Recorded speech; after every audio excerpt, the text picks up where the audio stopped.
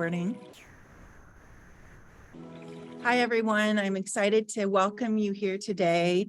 I'm Dr. Carrie Sisna. I'm the Executive Director at the Interfaith Center. And today we have a special guest coming to us all the way from India. It is late in the evening for him. And so we want to thank you for being here today. Syed, will you please just tell us a little bit about yourself and share with us a little bit about Sufism and what your message is. We are so excited to have you here. Thanks for staying up late into the evening and being willing to share your wisdom with us and your experience. So whenever you're ready, if you want to go ahead and share, yeah. Yes, I'm ready now. Great. Right. Am I audible to everybody? Yes. Yes, everyone can see you and everyone can hear you. Okay, thank you. First of all, I would like to say everybody hello and assalamu alaikum from India.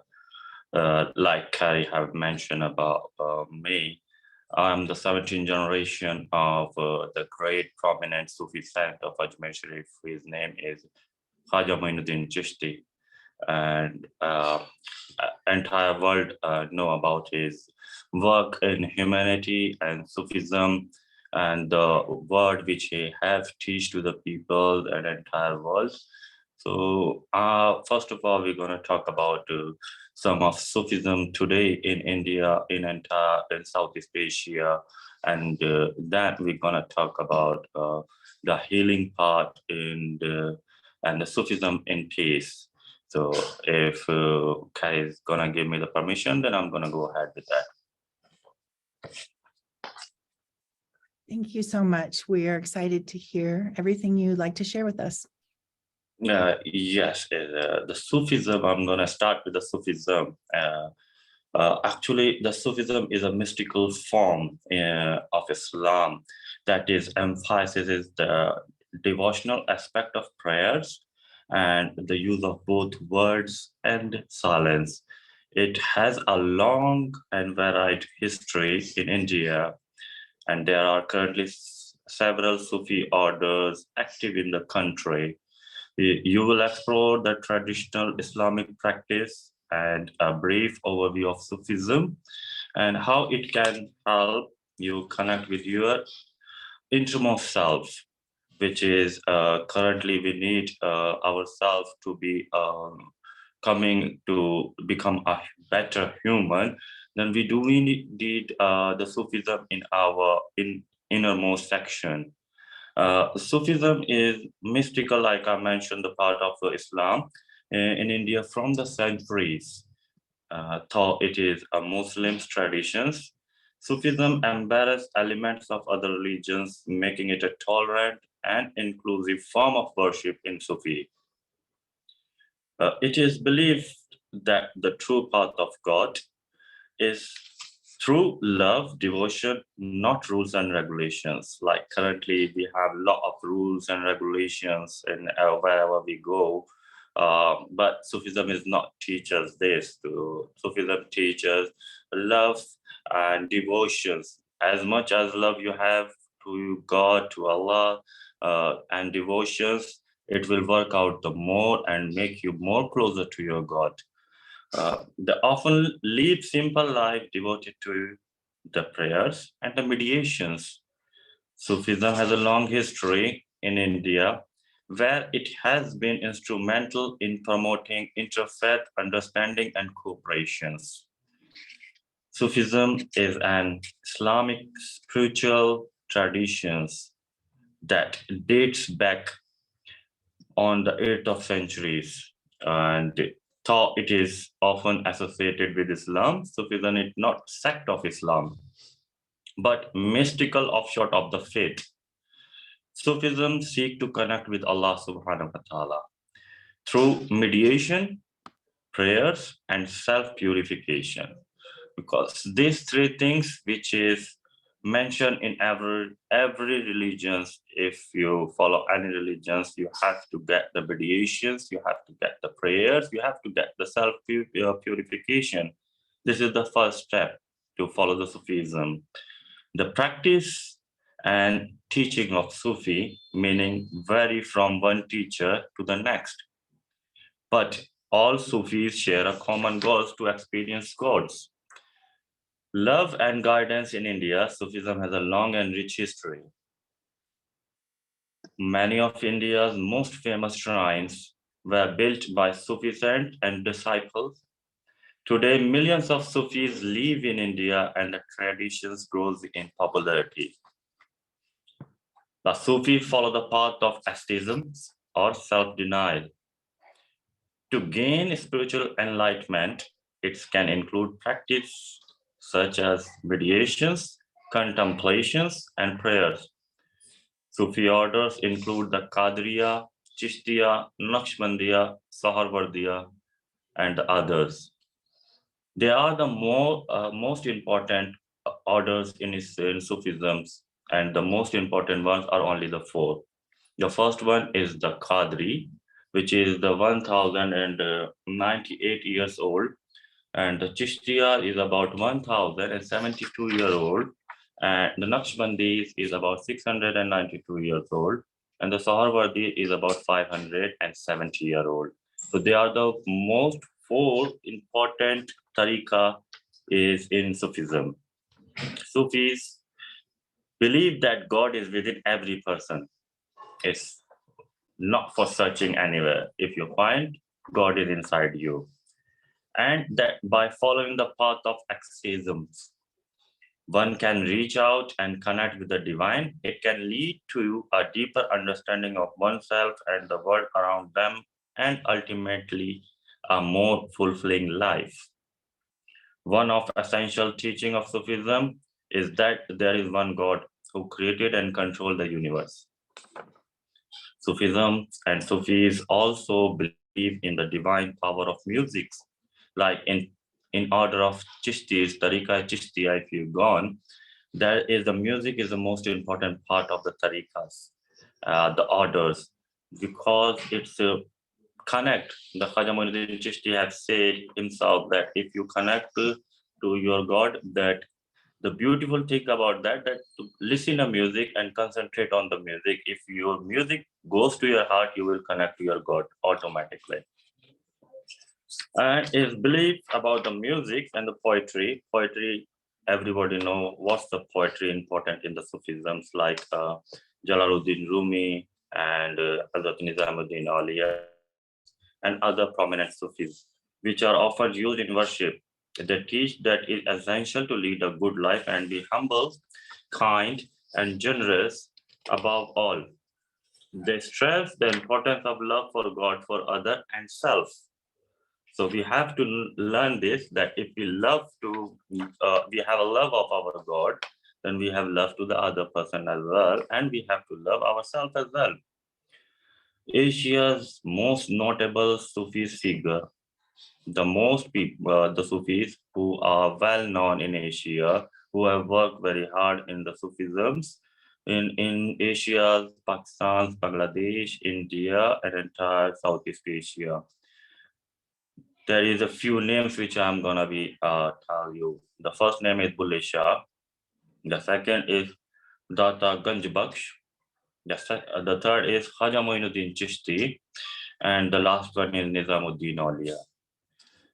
Each of these figures contributed something unique to the development of Sufism in India. Bulle Shah is known for that instance, was known for his poetry, was known for lyric express and his love for God. Data Ganj Baksh was a mystic who stressed the importance of inner contemplations. And the Khaja Moinuddin Chishti is famed for establishing the Chishti orders and emphasized the doctrine of the unity of being with the God, which we called in Arabic is Wahdatul Wajud. Nizamuddin Auliya is considered one of the most illustrious Sufi saints of all time. The future of Sufism in India is uncertain. There has been an increase in the Islamic extremism, leading to increase the violence against Sufi Muslims. Many Sufis have also been forced to flee their homes. However, many people continue to follow the Sufism, and the tradition is still popular among young people and the olds. Sufism is an integral part of Indian culture, and it will likely continue to be a part of Indian society for many years to come. Sufi proclaim faith in the one God Allah and the Muhammad in his messenger, prayed 5 times a day, gave to the poor, fasted and made the pilgrims to the Hajj in Makkah. There is a big difference between Sufism and Islam. Nowadays people are telling us Sufism is a part of Islam or it is the religion. Sufism is not a religion. Sufism is the sect, like I mentioned earlier before. Sufism is just a sect in Islam. It's not the religion. But both share communities. The for example, if you got the both Sufism and Islam believe in one God who created the universe and all that exists in it. Sufis mystics believe that each human has the potential to become a divine being. Sufi meaning also has a strong emphasis on personal spiritual development and self-realizations. It is in contrast to the more dogmatic and legalistic aspect of Islam. Sufi orders are also loosely structured, which allow for greater flexibility in practice. Finally, Sufism is often associated with music and poetry, often used to express spiritual truth. So this is what the Sufism in India at the moment, and we are spreading the Sufism from India to the world. This is what the real Sufism. And this is how we're gonna make and work out to be part of our culture. Now we come Sufism and peace. The people are telling how can the Sufism and peace is together, because that if we go and look and search to the any religions, if it's a Christianity, in Islam, in Hinduism, there is a bad people as well, but majorities are the good. So we cannot judge the religion with the people. Doesn't matter however the people are, the religion is always taught us a good. This is what is we have to follow. And how can the Sufism support the peace? In Islam is a religion which civilized the human being worldly as well as spiritually. Almighty Allah sent his prophet to address his creation. They preached their ummah according to the divine scriptures revealed on them by Almighty Allah. In these scriptures, where Almighty Allah addressed the bodily need of man, he also provided the means for the purification of human soul. After the Prophet, the great saint and Sufis continue this cause. Islamic Sufism is known for its peaceful teaching. The Sufis are considered as ambassadors of peace, love, compassion, harmony, patience, tolerance, mercy, and kindness. Their method of preaching Islam is so impressive.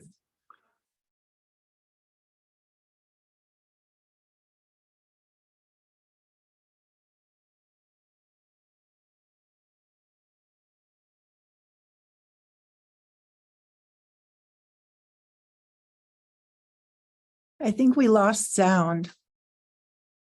Can you all hear him? No. Syed, can you hear me? We lost sound. We can't hear you. We can't hear you.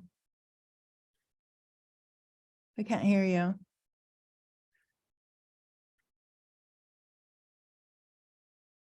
Let's see. Can he hear you? Can you hear me? Okay. Doesn't look like you can hear me either. Do you want to try to leave and come back in? Let me write this in here.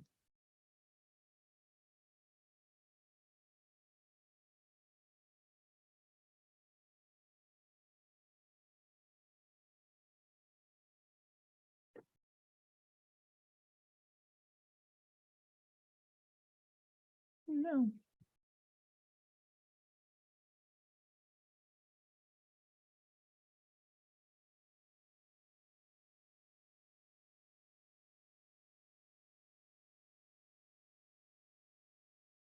Oh, let's see. Let me see. Doesn't look like you're unmuted. Okay, he's gonna leave and come back. Sometimes that might work if he's got a unstable connection. Let's see. Thanks for being here, everyone. Thank you for your patience. As you know, when you're on the other side of the world, who knows if our connection is strong. See, he's back. Let's see.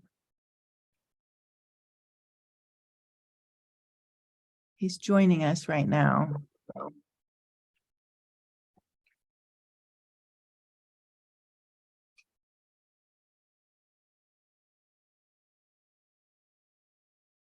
I can tell he's trying to join us, so maybe just a moment. Let's all send prayers and good thoughts that this connection goes through. We can see you. See if your audio is coming through.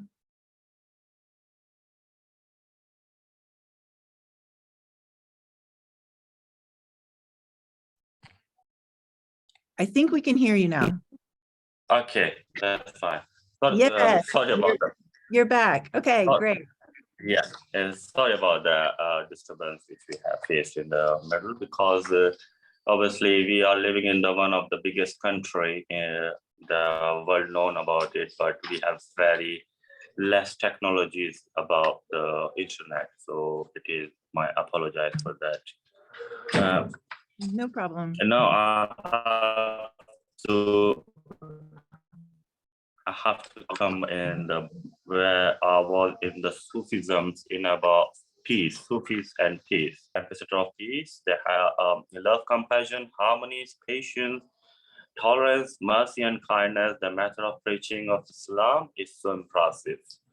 That's why it attracts a large number of human minds. They spread peace by their equality, soft and gentle behavior towards Muslims and non-Muslims. The value humanity over everything. They developed a keen interest of learning and seeking knowledge. They introduced the culture of forgiveness and repentance for all. They teach their follower that if they want to seek the love of Almighty Allah, they must have to love humanity, because Allah is not gonna be a kind and have mercy with you if you're not on the mercy of the mankind. They discourage the evil ideas and act of harming others, and eradicates extremism via spiritual gatherings such as dhikr, durus, majlis, and to teaching. This is how the Sufisms play a great role in bringing people of different walk of life, even school of thought, close to each other. The ways of Sufis is the best way by which we can develop interfaith harmony and make this society a peace living society. Now we are covering in about the spiritual healings. What is the spiritual healings? Spiritual healings, like in every religion, there's a healing, but some people are experts on Chinese healing, some people are experts on yogas, and some people are experts on Vedics. But Sufism is not that kind of healings. They promote the spiritual healing. The spiritual means they'll come out from your soul. You have to be a means to understand what is the spiritual, what is your soul says, and how you connect your soul to the Allah subhanahu wa ta'ala. The spiritual healing, Sufi healing is called as well. It is in essence a spiritual practice that employ a combination of therapies which span the gamut of energy type, from the repetitions of beneficial words to the drinking of healthful soup, as energy takes on many forms from the unseen to the seen. So does the practice of Sufi healings, because Sufi understand all energies formed to be both spiritual and materials. Healing masters, Sheikh and Sheikha, employ remedies and treatments method accordingly. Sufi healing is multifaceted approach that considers root cause of physical or spiritual nature. In order to achieve a diagnosis and develop a treatment plan, sometimes tested technique and secret developed and handed down through generation are used as and when needed. Sufi healing also involved the manipulations of energy effect and imbalances caused by both visible and unseen entities. The spiritual medicines also utilized surah. Surah is like the Islamic Quranic surahs verses and ayat, which we are used from the Quran as well. From the Holy Quran, Allah the Most High says that His Quran is healing and mercy for those who believe. Allah's word is in the Holy Quran manifest a spiritual energy that heals mind, heart, and bodies. Specific surahs and ayat are prescribed for different ailments, the knowledge of which rests with a gifted healer. The healer is authorized to channel into the afflicted patient the healing these words produced in order to administer spiritual medicines. The practitioner must understand the mental, physical, and spiritual root causes of ailment. Therefore, the healer operates at the high metaphysical level with the body, mind, and consciousness of the patient.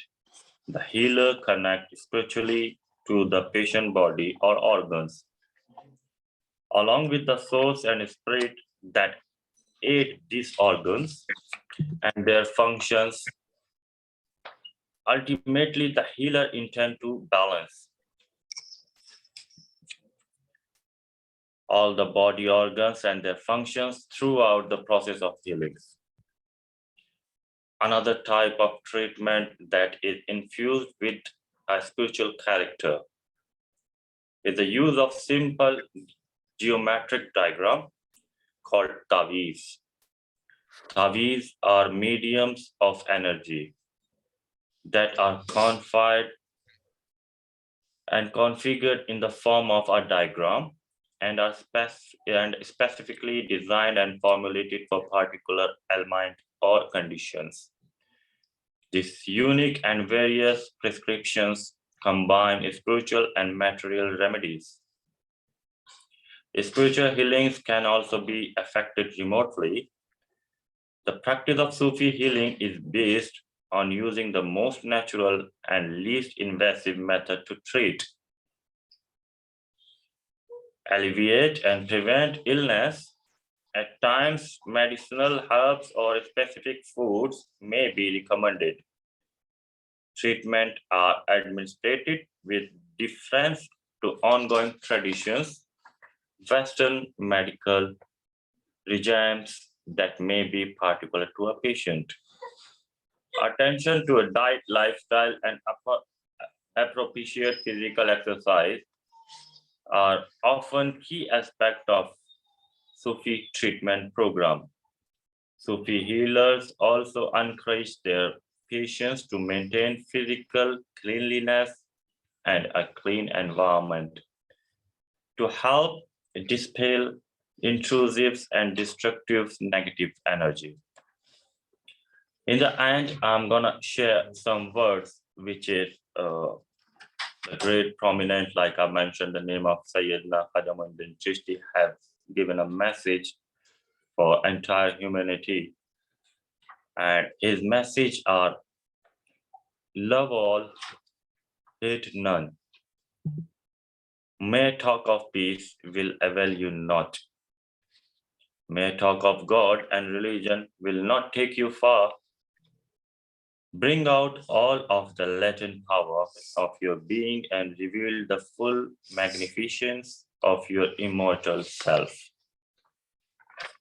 Be surcharged with peace and joy and scatter them wherever you are and wherever you go.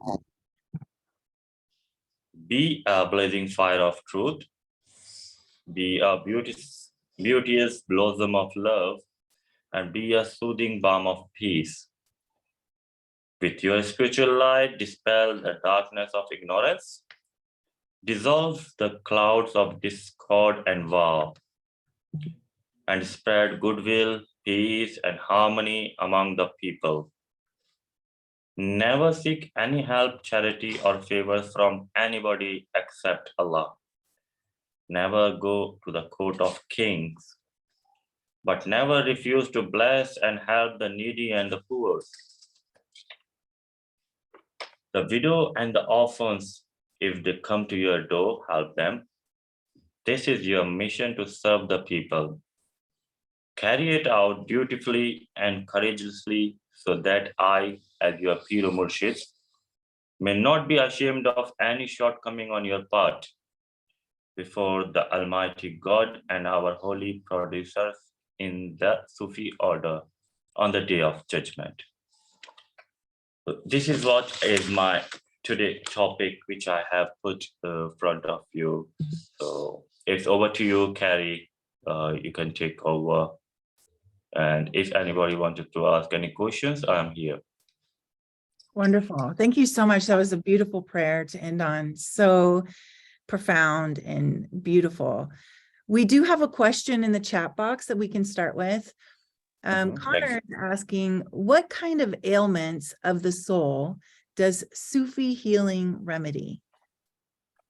The element in the soul of Sufi remedies health is one of the purifications, because until your heart is not clean and you're not thinking good about the other, I have mentioned it earlier, then your soul's not gonna become pure and clean. So if you want to get a treatment from the Sufi healing, from the spiritual healing, or from any kind of healing, it's being your soul have to be pure and become a positive energy. Okay, great. If anyone else has any questions, feel free to place it in the chat box, or if you would like to unmute yourself. Does anybody want to unmute themselves and ask a question? I have one question while people are thinking. You mentioned when you were talking about the energies that you're working on that are unseen and seen, I think you said that the masters shake. And I think I've seen that Sufis spin or shake, or spin around in a circle. Is that true? Could you explain a little bit about the shaking? Right. Yeah, could you explain what that spiritual practice is? In Sufism, it's called the spinning around is whirling, which is we call in Arabic language is raqs. Raqs is also, we can call it is a Sufi dance where they're spinning around, and because how and when they're gonna spinning around, there is certain moment when they start believing, when they start chanting, when they start doing something related to the Quran, or they have expected something from Allah. So Allah Almighty have given them a power, and their soul is connected to one God, which I have mentioned earlier. So once they have connected to their God, so their connections have become the most strongest connection in this world. They don't know what they're doing. They don't know how they're spinning it. They don't know how they are calling, but they are connected to each other. In that sense, whatever the person who are spinning is tell to their God, the God is always listening and God is giving him an answer. This is what we call a whirling. The dervish is a whirling. And the other part is about the seen and unseen, because there is a certain things in about the practice of Islam and Sufism. The more once you become a practice and once you become a sheikh or sheikha, the sheikh we call it the male one, and the sheikha is the female one in Islam. The both have right to practice in Sufism. So Sufism is giving the authorities for male as well and the female as well. The both can become a spiritual healer, the both can become the Sufi, the both can become a Sufi saint as well. But they have to practice, because without achieving anything, you cannot become a master. If you want to become a master, you have to do hard work, and one time will come, then you connect to your God, and the God will accept you, whatever you are. Then you got the gift from the Allah subhanahu wa ta'ala, and you can call yourself a master or sheikh or sheikha. Right.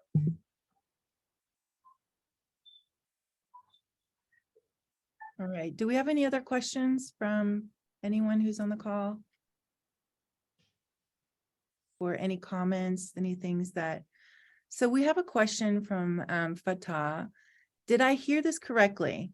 To receive Sufi healing, your soul must be pure. Exactly. Could you explain that? Exactly.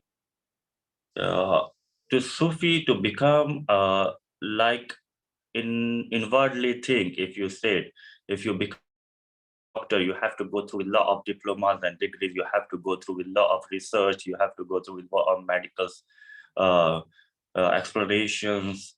So same thing apply to become a spiritual healer or Sufis. The Sufis in Allah subhanahu wa ta'ala have mentioned it that if you have negative energy, do not come to me. First of all, clean yourself and make yourself like that beautiful who can stand in front of me. And another word that Maulana Rumi have mentioned it clearly, the Sufi is not to become easy.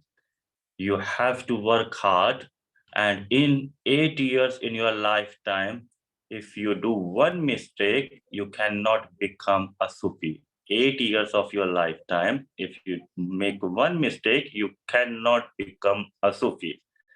So becoming a Sufi is not so easy. You have to be prepared. You have to disconnect with this world. You have to understand the person.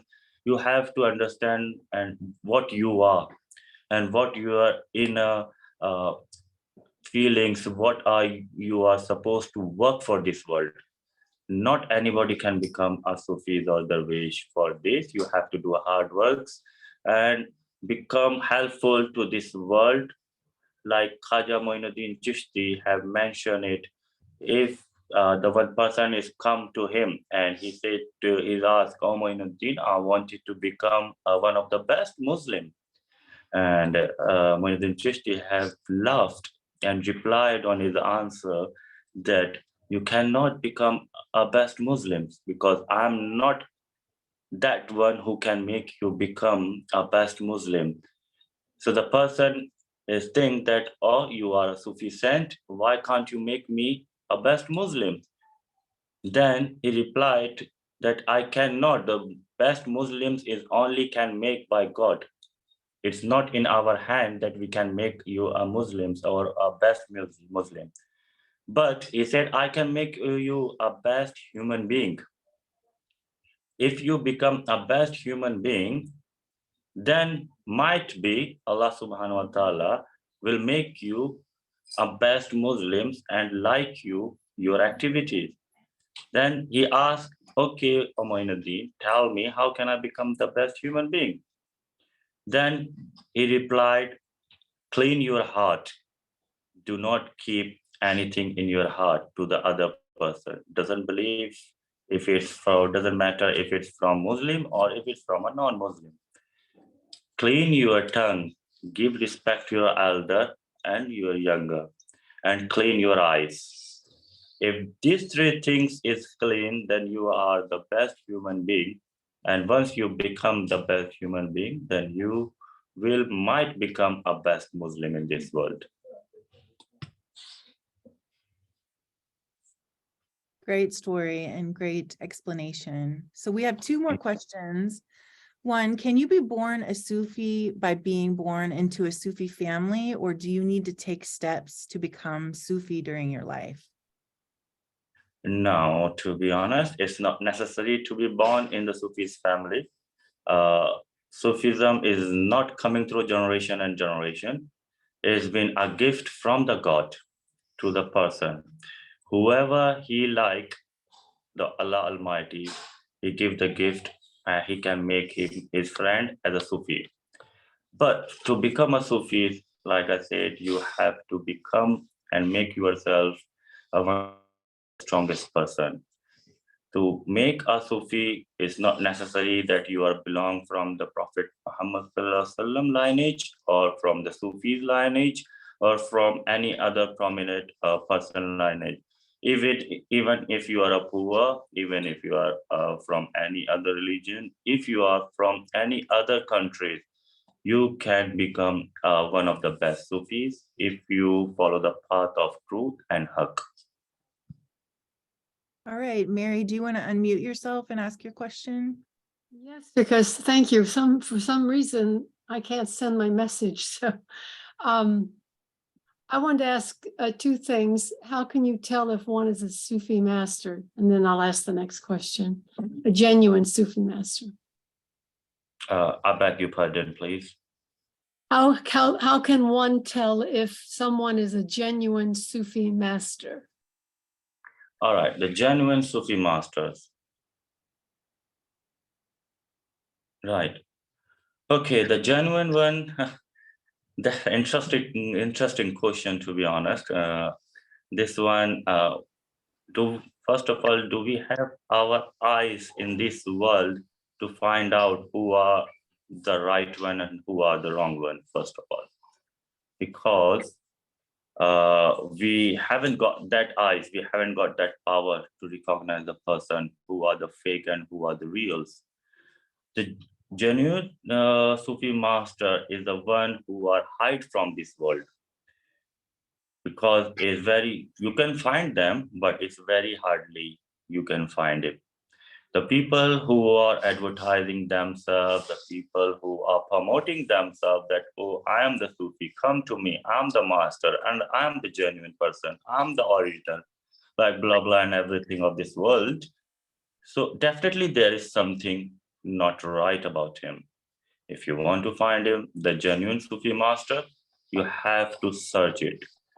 Like I have mentioned in my speech earlier before, that to find Allah, you do not need to go anywhere.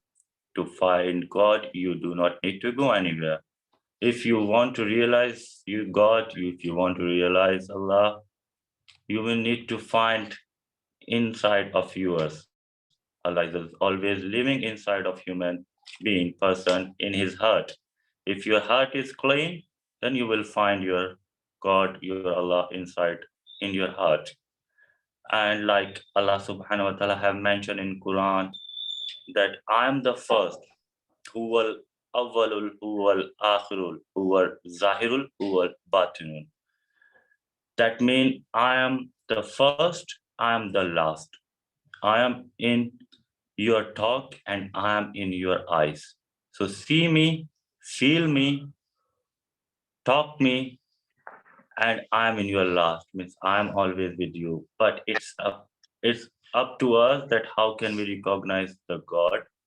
If we can recognize the God, then we can see the genuine Sufis and genuine master in this world. Thank you. Thank you. My other question is, when you say about healing, you say your heart has to be pure. Wouldn't that actually be that you should be sincere in your search? Because our hearts may be, we might have a good intention, but sometimes we mess up, make mistakes. So I would think that a sincere heart is what you mean. But forgive me if I'm mistaken. No. The heart is, like I mentioned, it's a good question which you have asked about that, because it's not always the mean of heart clean is like in about this moment of time, what we are seeing, what we are facing, what we are feeling. We might be wrong somewhere, we don't know. But what Allah subhanahu wa ta'ala is always telling us, be careful. Do not make mistake knowingly. Like if you know that this is the mistake and you're gonna do it, then it will count as a huge mistake.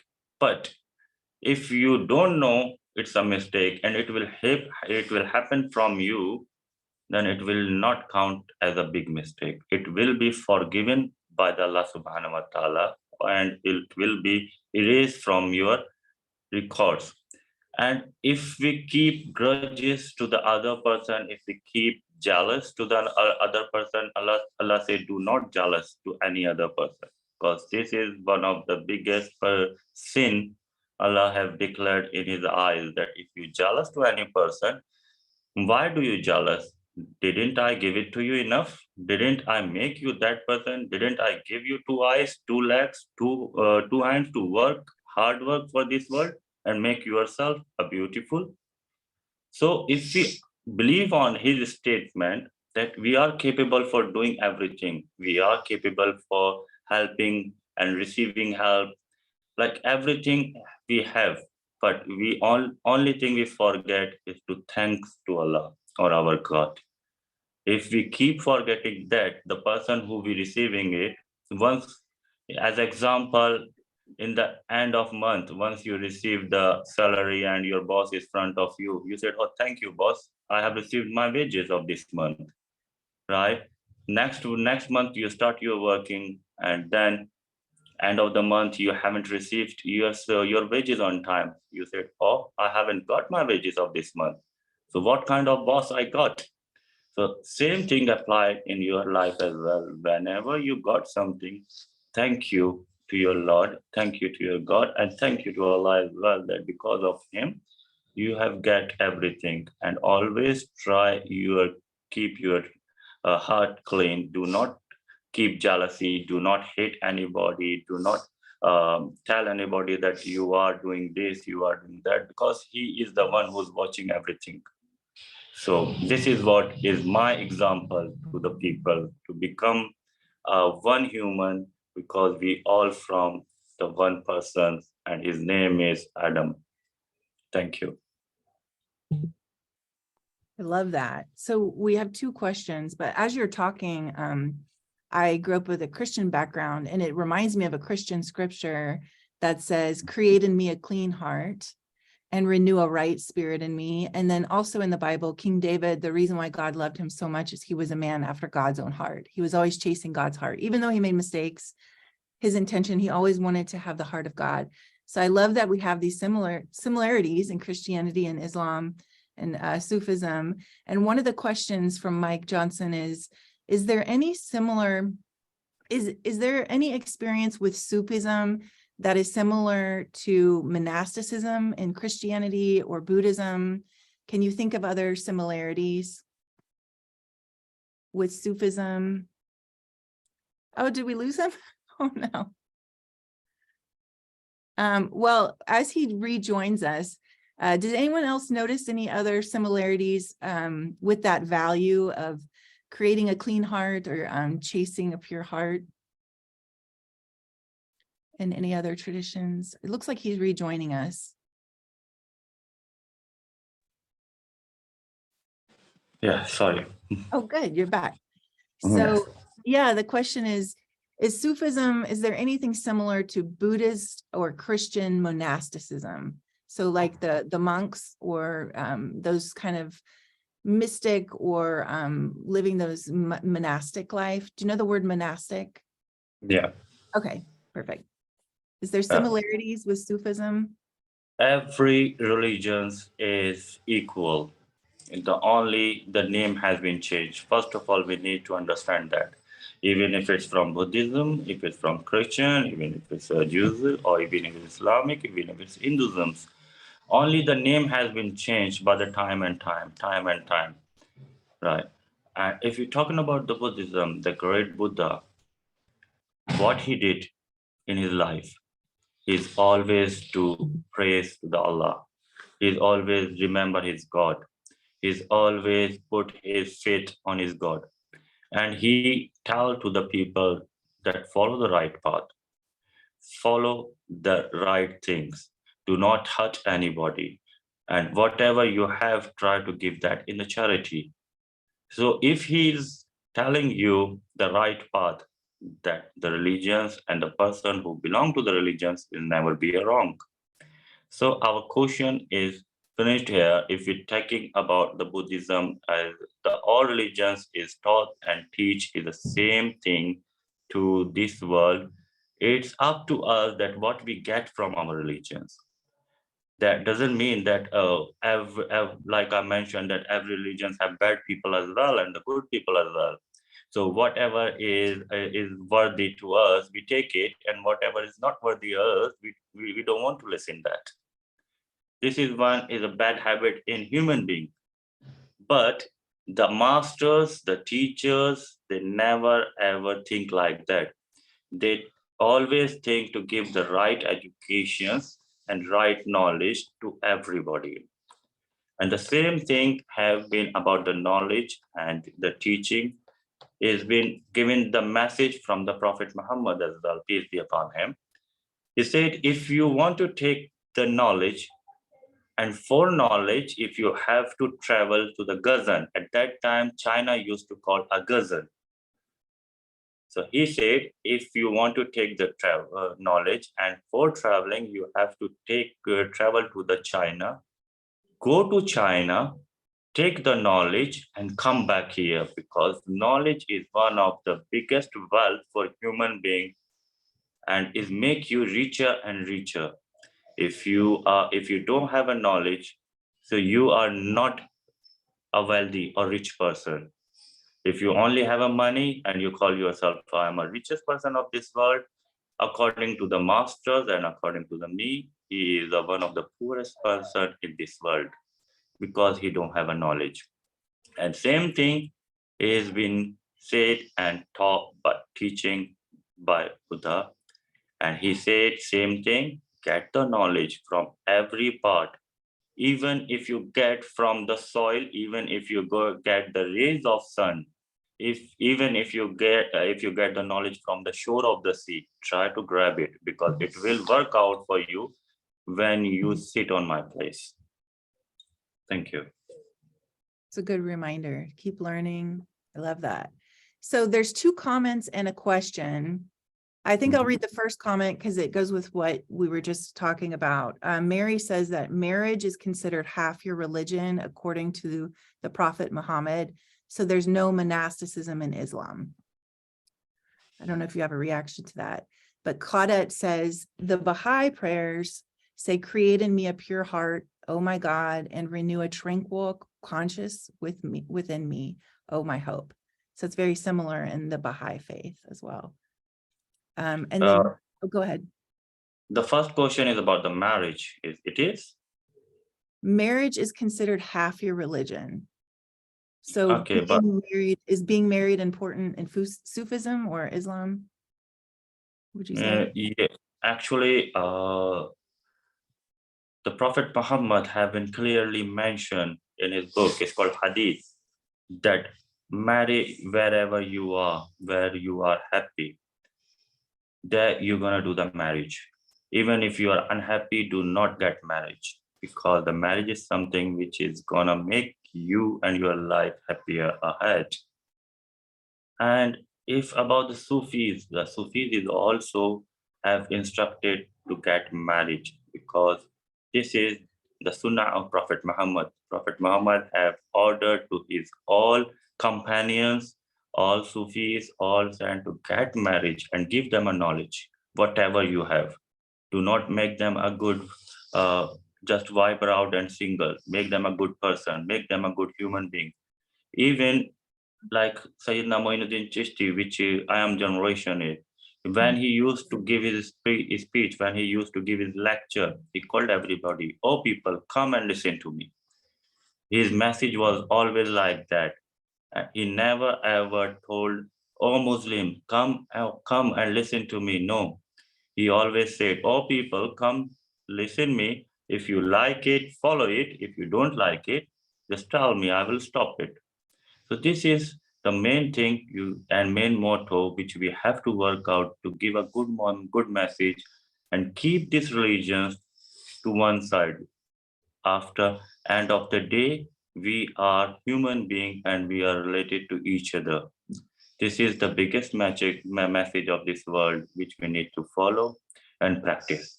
Thank you. Thank you for sharing a message, such an important message for us to be reminded we have so much in common. So there's one question. Can you please explain Jamal, which means beauty, and Jalal, severity, and how to think about them? Oh, interesting question. Jamal is beauty and calm as well. In Arabic, Jamal is called the beauty, and your calmness is called the Jamal as well. Jalal is anger. Is anger, and Jalal, sometimes Jalal is called as a fire as well. So where Allah have ordered Jamal, He ordered to Prophet Muhammad, "O Muhammad, tell your ummah to keep calm, be patient, have faith on me, and do the sabr." Sabr is of patience. Then you will get the highly reward from me. But if you do a Jalal, then in Jalal, you make a few steps where you're not supposed to do it. Jalal is like anger. Like when Syedna Ali, you might heard the name of his, Hazrat Ali, he was the daughter, he married to the daughter of Prophet Muhammad Sallallahu Alaihi Wasallam, peace be upon him. So he is the one who have fight one time. He was on the battlefield and he was fighting with one person. And on that time, the person he spit on his face. And then Hazrat Ali put his sword inside the cover and he moved away from that person. Then the person is stand up and he said, "Oh Ali, I spit on your face. Why didn't you kill me? You have a chance to kill me." Then Ali replied that if I kill you that time, so that was my personal fight. It's become my personal fight because you spit on my face and I become anger. If I kill you at that time, that will become my personal fight. And Allah don't like my personal fight. Allah said, do not kill human being for your own sake. Do not kill animals, bird for your own sake. But I make myself to put my sword in the cover, make myself calm. And then once I calm down, I come back to fight with you. So this is the message which he have given to the entire people, entire ummah. Do not take decision while you are angry, because angry is always make you take a wrong decision. Always wait for your Jamal, wait for your calmness. Once you become a calm and positive, then you can get the right decision and you can follow the right ways. Thank you. Wow, what a great reminder. If we could all just live by that, the world would be a better place. Well, thank you so much. We're coming upon the end of our time. If anyone has a final thought or question, please feel free to place it in the chat box. But we would like to maybe just give it over to you. If you have any final thoughts that you'd like to share with us before you go. Yes, obviously. Like I said, that I'm living in the small city in India. It's called Ajmer, and we are in the surrounding of mountains. And Alhamdulillah, we are living in the small city, but we are happy. The one which we are living and the one we are from the generation is the one that taught, he teaches, and he's our teacher, he's our master. He traveled nearly half of the world by his foot. In about 890 years before, he came out from the Iraq, he goes to the Iran, he goes to the Uzbekistan, then he goes to Tashkent, From Tashkent, Uzbekistan, he's gone back to the Russia, and from Russia he's gone back to the Saudi, and from Saudi he's come back Pakistan, and from Pakistan to India. So he's traveled by foot all the way. He's not traveling for the sake of money. He's not traveling for his own sake. He traveled all these places just to give the one message. He said, if you are following any religion, become a first human. Follow the humanity. If you are not become a first good human being, then you are not a good believer. That means you are cheating with your God, you are cheating with your Lord, if you're saying you are a good believer, but you are not a good human being. So this is, in the end, I have my story, or I have to give you a message to whatever you're doing it, do it, but keep your heart good, clean, keep your intention clean, and work for the entire people, especially for the poor and people who need our help. And I would like to invite everybody to come India once in a lifetime and get the experience, the real experience, the holy shrine of Moinuddin Chishty in Ajmer in India. And I'm here, we are here to welcoming you.